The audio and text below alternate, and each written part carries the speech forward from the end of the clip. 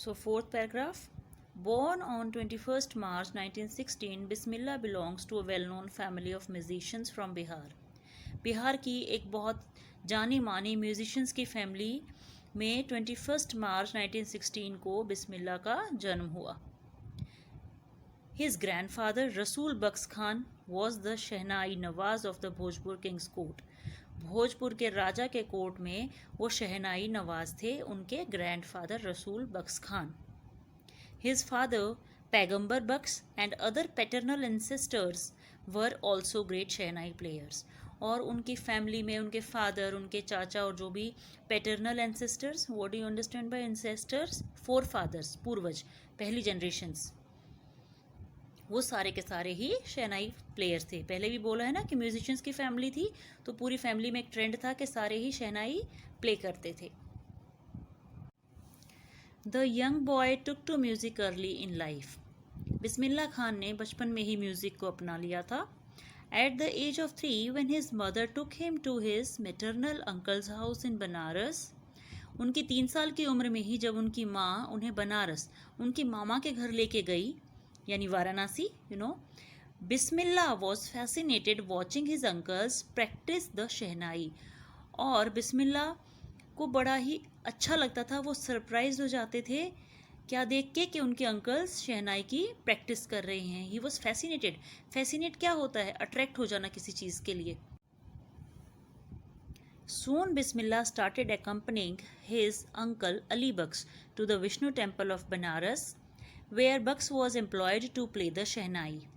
और जब वो मामा के घर रहते थे, अपनी माँ के साथ जब वहाँ जाते थे, तो जल्दी ही उन्होंने अपने मामा अली बख्श के साथ विष्णु मंदिर जाना स्टार्ट कर दिया. Accompanying means going along. वो उनके साथ वहाँ जाते थे बनारस टेम्पल में. Bux was employed to play the shehnai, जहाँ पे उनके मामा को शहनाई प्ले करने की जॉब मिली हुई थी. Ali Bux would play the shehnai and Bismillah would sit captivated. देखिए captivated, again the word has come here like we had it here, fascinated. Fascinate हो जाना, चार्म्ड हो जाना, अट्रैक्ट हो जाना. कैप्टिवेट मीन्स सुनते सुनते खो जाना.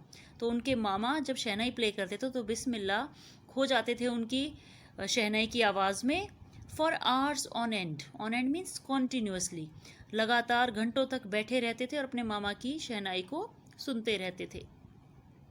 Slowly he started getting lessons in playing the instrument. और फिर उन्होंने भी अपने मामा से इंस्ट्रूमेंट सीखना स्टार्ट किया. गेटिंग लेसन्स मीन्स उनके लेसन्स, किस तरह से शहनाई को प्ले करना है, वो उन्होंने सीखना स्टार्ट किया और प्ले करने लगे. And would sit practising throughout the day. और पूरा दिन वो प्रैक्टिस करते रहते थे शहनाई की. For years to come. For years to come means आगे आने वाले सालों में. The temple of Balaji and Mangala Maiya and the banks of the Ganga became the young apprentice's favorite haunts, where he could practice in solitude. आगे आने वाले सालों में कौन कौन सी जगह? बालाजी का मंदिर, मंगल मैया का मंदिर और गंगा के किनारे वो apprentice. Young apprentice means,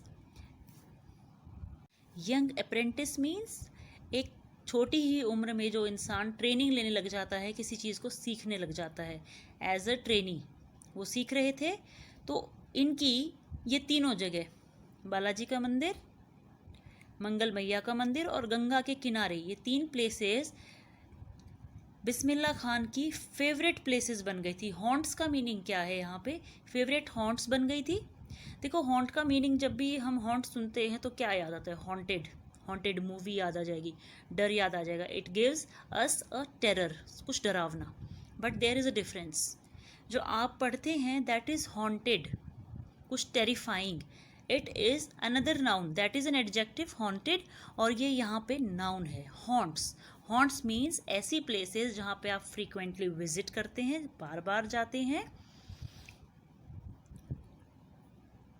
hang out सुना है ना? जैसे हम बोलते हैं हैंग आउट करने जा रहे हैं, मीन्स आप घूमने जा रहे हैं, बाहर बार बार जा रहे हैं. तो इसी तरह से हॉन्ट्स का मीनिंग है जहाँ पे आप बार बार विजिट करते हैं. तो एक ऐसी 3 जगह थी जहाँ पे जाके बिस्मिल्लाह खान की फेवरेट प्लेसेस बन गई थी, जहाँ बार बार जाते थे और उसकी प्रैक्टिस करते थे. कैसे? कुड प्रैक्टिस इन सॉलिट्यूड, अकेले में.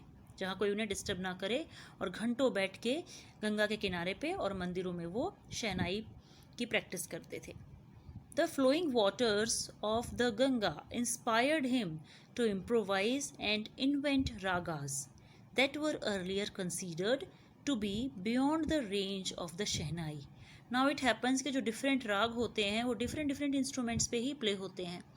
बहुत सारे ऐसे राग थे जो कि शहनाई पे प्ले होना पॉसिबल नहीं था. तो बिस्मिल्लाह खान इसी कोशिश में रहते थे, अपनी स्किल्स को इम्प्रूव करते रहते थे और डिफरेंट रागों को प्रैक्टिस करते थे शहनाई पे प्ले करने की. The film was a hit and one of Bismillah Khan's composition. वो फिल्म थी, वो बहुत हिट हुई और उनका एक गाने में म्यूज़िक दिया था उन्होंने, उनकी कॉम्पोजिशन, जिस गाने के टाइटल थे दिल का खिलौना हाय टूट गया, turned out to be a nationwide chartbuster. ये गाना बहुत पॉपुलर हुआ था जिसमें पीछे उनकी शहनाई भी प्ले हो रही थी. Despite this huge success in the celluloid world, digital world, movie world में इतनी सक्सेसफुल परफॉर्मेंसेस के बाद भी Bismillah Khan's venture in film music were limited to 2. अब कह रहे थे कि इतनी सक्सेसफुल परफॉर्मेंसेस के बाद भी उनका जो परफॉर्मेंस थी सेलुलॉइड वर्ल्ड में, डिजिटल वर्ल्ड में, मूवी वर्ल्ड में सिर्फ 2 तक ही लिमिट रह गई. उन्होंने ज़्यादा परफॉर्मेंस नहीं दी, फिल्म वर्ल्ड में उन्होंने काम नहीं किया. पहली थी विजय भट्ट गूंज उठी शहनाई और दूसरी थी विक्रम श्रीनिवास की कन्नड़ा मूवी सनथी अपन्ना. क्यों नहीं उन्होंने मूवीज़ में आगे काम किया, वो क्या कहते हैं इस बारे में. He said, I just can't come to terms with the artificiality and glamour of the film world. उन्होंने कहा कि फिल्म वर्ल्ड का जो आर्टिफिशियलिटी है उसमें आर्ट ओरिजिनल नहीं होती परफॉर्मेंस, और वह उन्हें पसंद नहीं थी. He says with emphasis. उन्होंने इस बात पे जोर डाल के कहा. Awards and recognition came thick and fast.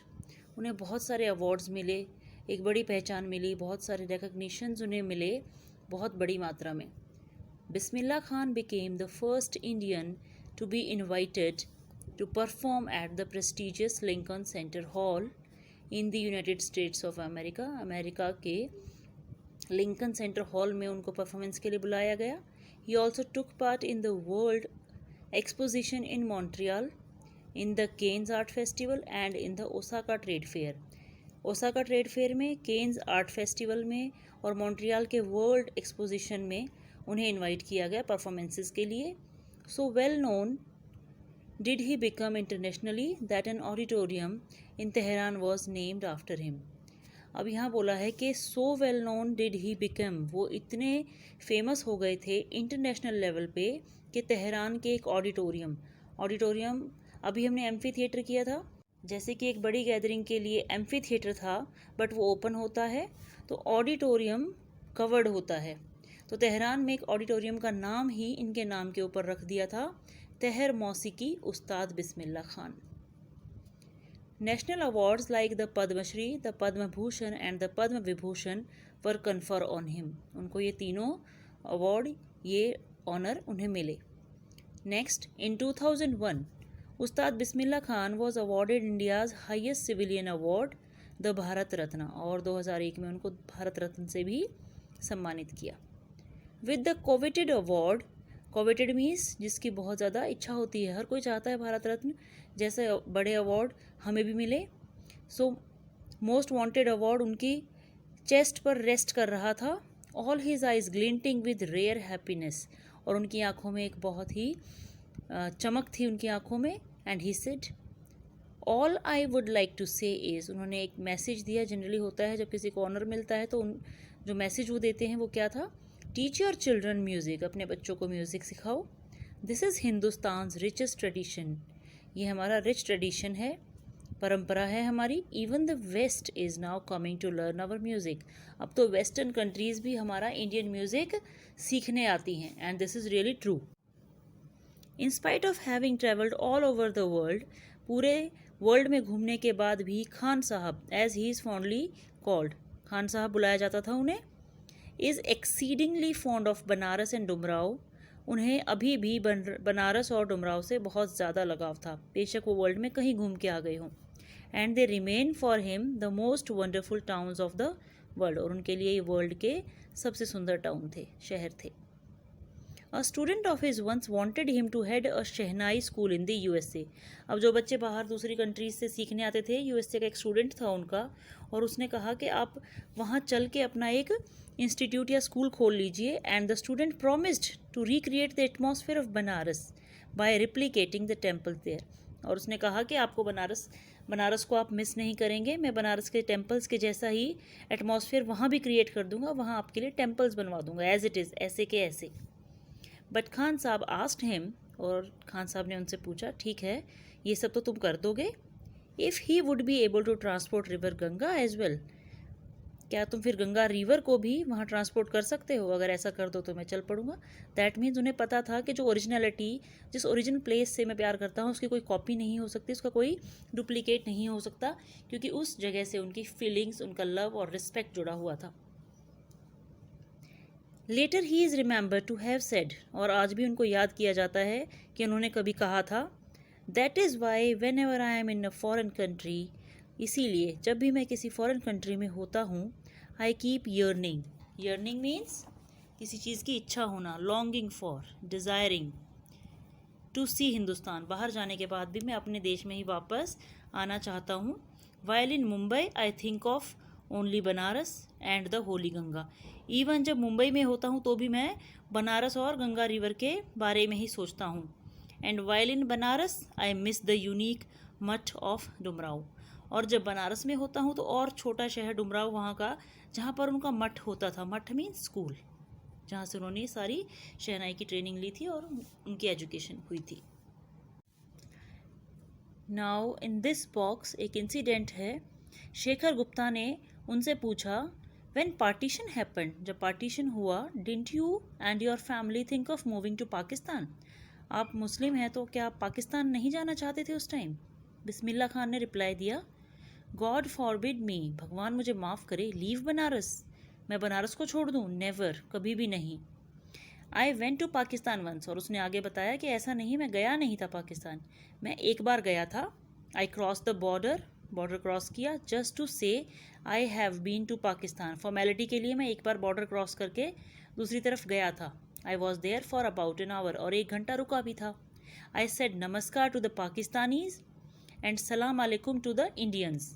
वहाँ पर जो पाकिस्तानी थे उनको मैंने नमस्कार किया, और वहीं पर जो इंडियंस थे दूसरी तरफ बॉर्डर के, उनको मैंने सलाम अलैकुम बोला। I had a good laugh, और मुझे बहुत ज़ोर की हंसी आ गई उस time. Ustad Bismillah Khan's life is a perfect example of rich cultural heritage of India. India के रिच कल्चरल हेरिटेज का एक परफेक्ट एग्जाम्पल है उस्ताद बिस्मिल्ला खान की life. One that effortlessly accept, बड़ी आसानी से ये लोग एक्सेप्ट कर लेते हैं इस चीज़ को, दैट अ डिवाउट मुस्लिम, उनके जैसा एक मुस्लिम इंसान, can very naturally play the shehnai every morning at the Kashi Vishwanath temple.